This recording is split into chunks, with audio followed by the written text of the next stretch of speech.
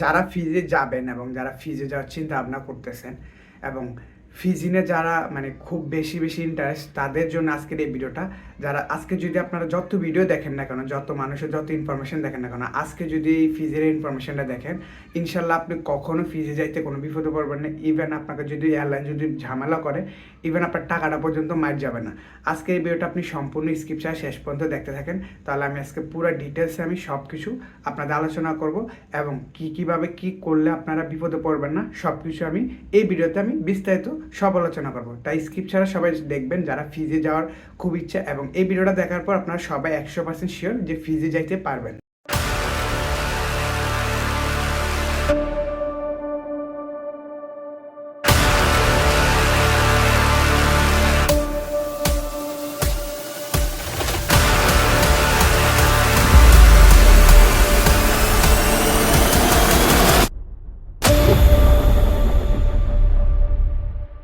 আসসালামু আলাইকুম, আশা করি সবাই অনেক ভালো আছেন। আবার নতুন ভিডিওতে আপনাদের সবাইকে স্বাগতম। আজকে আলোচনা করব যে কিভাবে আমি 2 বছর পর ফিজি এয়ারলাইন্স থেকে মামলা করে টাকাটা ব্যাক পাইছি, রিফান্ড পাইছি, এবং সম্পূর্ণ সব ঘটনা আজকের এই ভিডিওতে আমি সম্পূর্ণ আলোচনা করব।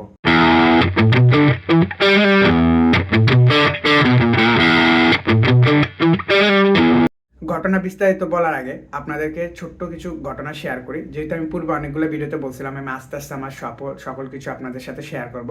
তো যখন 2024 সালে 14 মার্চে আমার ফ্লাইট ছিল সিঙ্গাপুর থেকে হচ্ছে ফিজিতে।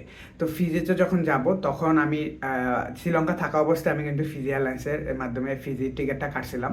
বাট আমি রিটার্ন টিকিট কাটার জন্য বা অনওয়ার্ড আমার তখন প্ল্যান ছিল যে ফিজি থেকে সামো একটা টিকিট কাটবো, টিকিট কাটে আমি ফিজিতে অ্যাটলিস্ট ঢুকবো, ওইরকম আমার একটা চিন্তা ভাবনা প্ল্যান ছিল তখন। তো ওই সময় আমার ফিনান্সিয়াল ক্রাইসিস এতটাই বাজে ছিল যে আমার তখন মাত্র 5,000 টাকা ছাড়া, মানে বাংলা টাকা মাত্র 5,000 টাকা ছাড়া কিছুই ছিল না।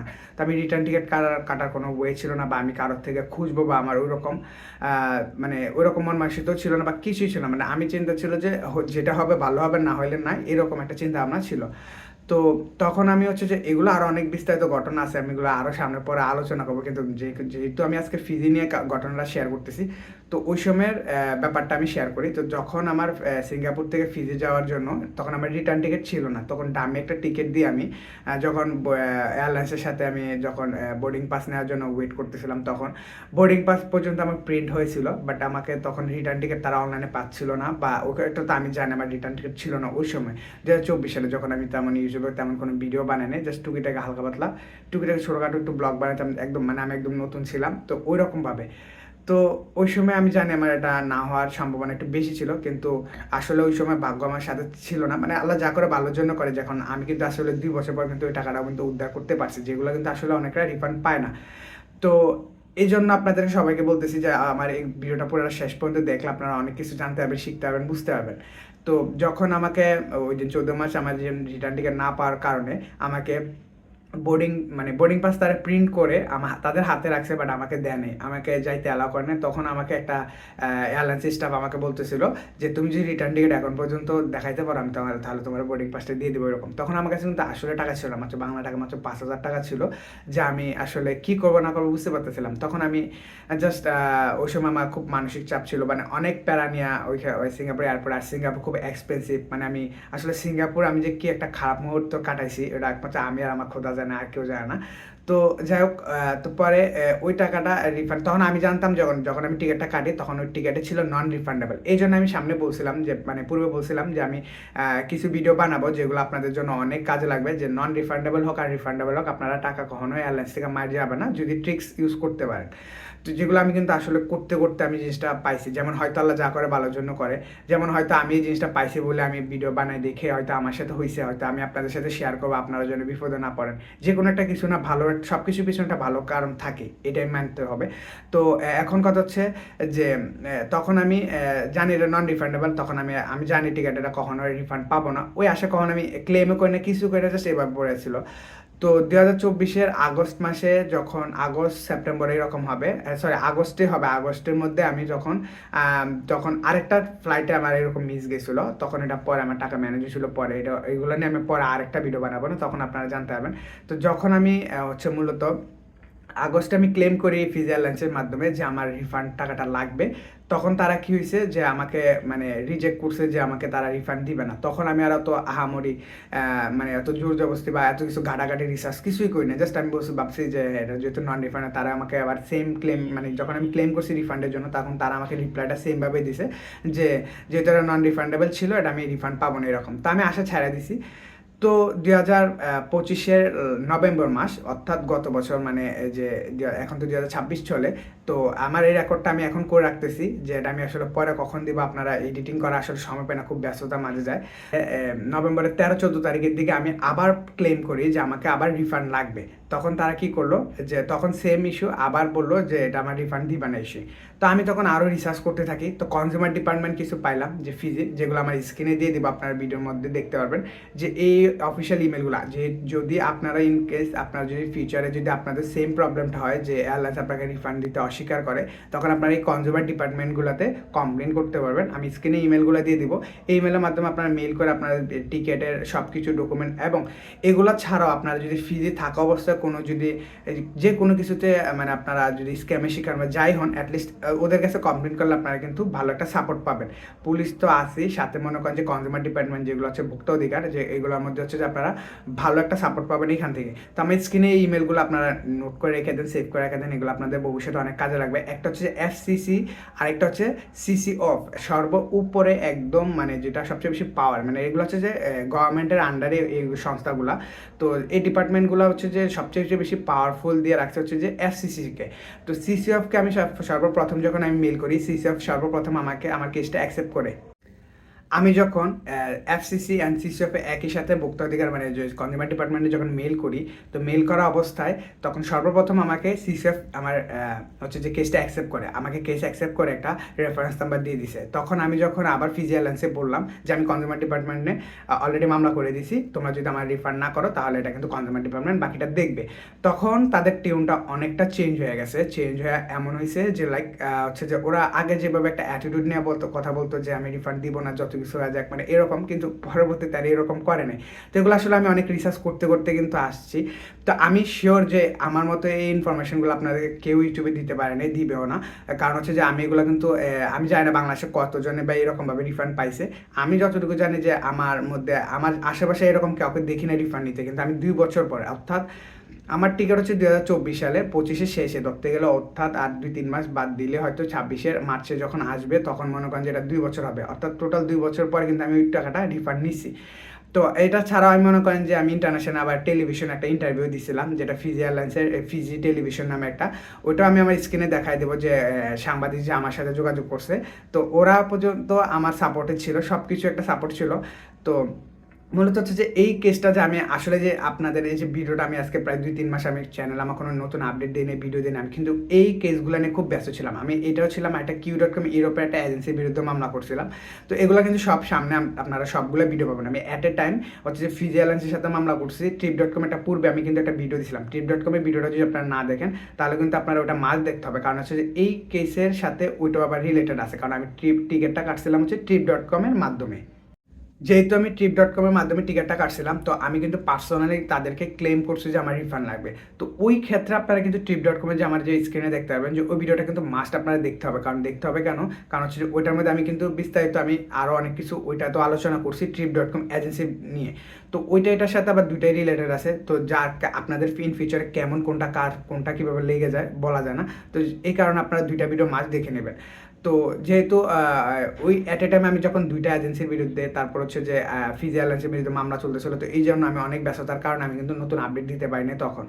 তো পরে সিসিএফ যখন আমার যখন কেসটা অ্যাকসেপ্ট করে, তখন তারা টিউনটা যখন চেঞ্জ হয়েছে, তো দেন হচ্ছে যে আমি এফসিসিকে আবার এখানে ফোর্স করতেছিলাম যে এফসিসি ওইটার মধ্যে ইনভলভ হয়ে যাও, এরকম টাইপের কিছু। তো পরে এফসিসি বলতেছিল আমাকে যে তারা যেহেতু এটা সিসিএফ অলরেডি অ্যাকসেপ্ট করছে, তো এটার মধ্যে তারা কোনো মানে ইন্টারফেয়ার করতে পারবে না, যে মানে এফসিসি তাদের আইন অনুযায়ী আর কি, যে এইরকম সিসিএফের প্রেশারের কারণে এফসিসি ফিজি এয়ারলাইন্স আমাকে অলরেডি কিন্তু একটা মানে অলরেডি আমাকে রিফান্ড অ্যাপ্রুভ করে দিছে। মানে ওরা চাচ্ছে যে যত দ্রুত পারে যেটা সলভ করে তারা এখান থেকে মুক্তি হয়ে যাক, মানে তারা যদি আবার এখানে বেশি প্রবলেম করতে যায় তাহলে কিন্তু জরিমানা খাইতে হবে। মানে কনজিউমার ডিপার্টমেন্ট কিন্তু ভালো একটা অঙ্কের একটা মানে প্রায় বাংলা টাকা প্রায় 1-2 কোটি টাকার উপরে কিন্তু একটা জরিমানা আসে। এবার আপনার টিকিট যত টাকারই হোক এটা কোনো ফেক না, আপনার সাথে যদি একটা কাস্টমার সাথে বা প্যাসেঞ্জারের সাথে যদি কোনো মিসবিহেভ বা কোনো কিছু করে বা টিকিট ইস্যু নিয়ে রিফান্ড নিয়ে যদি ঝামেলা করে তাহলে কিন্তু এরা কিন্তু একটা জরিমানা করে সরকারিভাবে। তো ওরা কিন্তু এই ভয়ে কী করছে, তারা চিন্তা করলো আমার টিকিটটা ছিল মাত্র 45,000 টাকা, যেটা এখন কারেন্সি রেট বেড়ে আমার এটা 50,000 টাকা পাইছি। তো টোটাল আমি 45,000 টাকা টিকিট কাটছি, আমি 86,000 টাকা টোটাল পাইছি। 86,000 টাকা কীভাবে পাইলাম, যে trip.com এই জন্য বললাম, trip.com এর ভিডিওটা দেখে নেন, কারণ trip.com আমাকে ক্ষতিপূরণ দিছে প্রায় 36,000 টাকা আর আমাকে এয়ারলাইন দিছে 50,000 টাকা, টোটাল 86,000 টাকা আমি পাইছি। তো 2 বছর পর আমি টাকাটা আসলে আমার পুরাটাই লাভ হয়েছে, কোনো লস হয় নাই। তো আল্লাহ যা করে আসলে ভালোর জন্যই করে, আমি এই জন্য সবসময় বলি। তো হয়তো একটু পরীক্ষা করে দেখছে, বাট আমাকে 2 বছর পর আমাকে একদম মানে সব কিছু আমার 1 টাকা কোনো লসে নেই। আমার ফার্স্টে কিন্তু আমি হিসাবে আমার 4 লাখ টাকা পর্যন্ত লসের চিন্তা ছিল, কারণ ট্রাভেল করলে সবারই টুকিটাকি ফ্লাইট কস্ট, এই কস্ট সেই কস্ট এসব কিন্তু লস হয়, কিন্তু আল্লাহর রহমতে আমার এখন পর্যন্ত কোনো কিছু লস হয়নি, কারণ আমি যে লসের চিন্তা ছিলাম তো ওগুলো কিন্তু আমি সবগুলো রিকভারি করে ফেলতে পারছি। তো এই জন্য আপনারা এই ভিডিওটা আমি বললাম যে যারা ফিজি না যে কোনো ব্যাপার নিয়ে হোক, আপনারা এই ভিডিওটা যখন যারা সম্পূর্ণ পর্যন্ত শেষ পর্যন্ত দেখবেন তারা এই জন্য অনেকটা কাজ আসবে, এবং আমি সামনে প্রত্যেকটা দেশের কোন কোন কনজিউমার ডিপার্টমেন্টে কীভাবে কী করতে হবে এগুলো নিয়ে আমি মানে এগুলো নিয়ে গাড়াগাড়ি করতে করতে সার্টিফিকেট স্যার একটা লয়ারের মতো অলরেডি অর্ধেকটা হয়ে গেছে, এরকম কিছু একটা। যাই হোক, আমি অনেক রিসার্চ করছি এগুলো নিয়ে, ল ডিপার্টমেন্ট মানে যত কিছু তাদের ল যা আছে সব কিছু নিয়ে আমি রিসার্চ করতে করতে এগুলো কিন্তু অনেক কিছু জানছি। তো যাই হোক, তো পরে যখন আমাকে আমি যখন টেলিভিশনে যখন ইন্টারভিউটা পর্যন্ত দিয়েছি, আমার স্ক্রিন দেখতে পারেন সাংবাদিক পর্যন্ত আমাকে নিজে, আমি তাকে মেল করার মানে তাদের যে টিভি নিউজের রিপোর্টে আমি মেল করার পরে আমাকে তারা নিজে আমার সাথে যোগাযোগ করছে আমার ফেসবুক পেজে মেসেজ দেওয়ার পরে আমি তাদের সাথে কমিউনিকেশন হয়েছে হোয়াটসঅ্যাপ, তারপর হচ্ছে যে আমার হচ্ছে যে ইমেলের মাধ্যমে। তো এখানে একটা টেলিভিশন তারা কি করলো, তারা একটা ধান্দাবাজি করলো যে এই জিনিসটা তা আমার ইন্টারভিউটা নিয়ে তারা কি করলো যে তারা হয়তো এয়ারলাইন্স থেকে আলাদাভাবে কিছু টাকা খাইছে, হ্যাঁ, যার কারণে এটা মানে ইউটিউব বা ইয়েতে পাবলিশ করে নাই, বাট ইন্টারভিউটা নিয়ে নিয়েছিল। তো এই ইন্টারভিউর কারণে কিন্তু FCC CC ওরা কিন্তু তার একটা প্রেশারে পড়ে গেছে, যেহেতু দেখতেছে যে আমি ওদেরকে অলরেডি বলে রাখছিলাম যে ওরা যদি আমাকে যদি এটা সলভ না করে দেয় তাহলে আমি ইন্টারন্যাশনাল মিডিয়া পর্যন্ত ইনভলভ করবো, এটা এরকমভাবে বলছিলাম।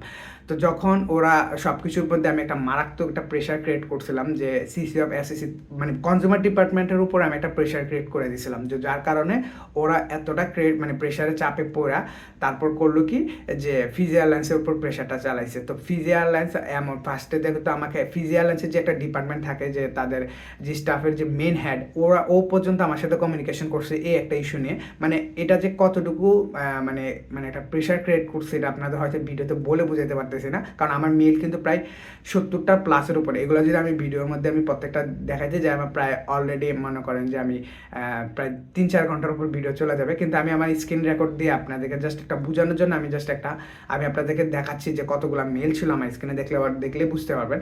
তো এতগুলো মেল ছিল, এতগুলো কমিউনিকেশন ছিল, প্রত্যেকদিন কমিউনিকেশন থাকতো, তার উপর ছিল স্যাটারডে সানডে কিন্তু আবার ইন্টারন্যাশনাল অফ। তো এগুলোর কারণে আরও কিছুদিন ওয়েট সব কিছু মিলে আমার প্রায় 2 মাসের মধ্যে মানে সব কিছু গেল, কিন্তু আমি কিন্তু সব অ্যাপ্রুভাল পেয়ে গেছি যে রিফান্ডের, এটা আমি মনে করেন যে 10 দিনের মাথায় কেস করার সাথে সাথে। তো টাকাটা আসতে টোটাল আমার 1 মাসের মতো লাগছে। তারপর লাস্ট ফাইনাল ওটা ছাড়া পর ফিজি ছাড়া পর আমি Q.com মানে এগুলো নিয়ে অনেকটা ভিন্নভাবে ক্যাটা করতে গেল, এই জন্য আমার টোটাল সব কিছু মিলে 2 মাসের উপর আমি এই কারণে ব্যস্ততা ছিলাম।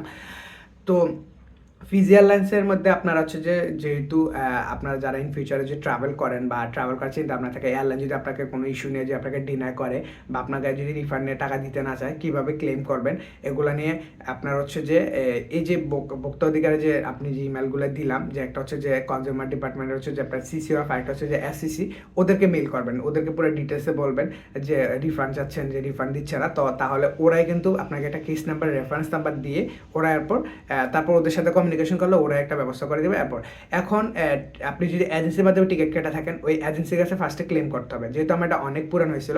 তো মানে আমি আপনার যে 2024 যখন আগস্টে ক্লেমটা করছি ফার্স্টে, ওইটার কারণে আমার মেয়াদটা রয়েছে। মানে এটা যদি আমি ফার্স্টে ওই ক্লেমটা না করতাম তাহলে কিন্তু 2 বছর পর কিন্তু এটা কিন্তু সুযোগ পাইতাম না, হইলে কারণ বলতো যে এত বছর পর কেন আসলাম, এরকম একটা কোশ্চেন তুলে দিত তারা। তো প্রত্যেকটা এজেন্সির রুলস অনুযায়ী কিছু এজেন্সির 1 বছর পর্যন্ত রেকর্ড থাকে, কিছু এজেন্সির 2 বছর, বা কিছু এজেন্সি 1 বছর সর্বনিম্ন থাকে। তো যেহেতু Trip.com অনুযায়ী 1 বছর আমার রেকর্ড ছিল, ওই 1 বছর থাকা অবস্থায় আমি যখন ফার্স্ট ক্লেমটা করছি ওইটা আমার জন্য প্লাস পয়েন্ট হয়েছিল।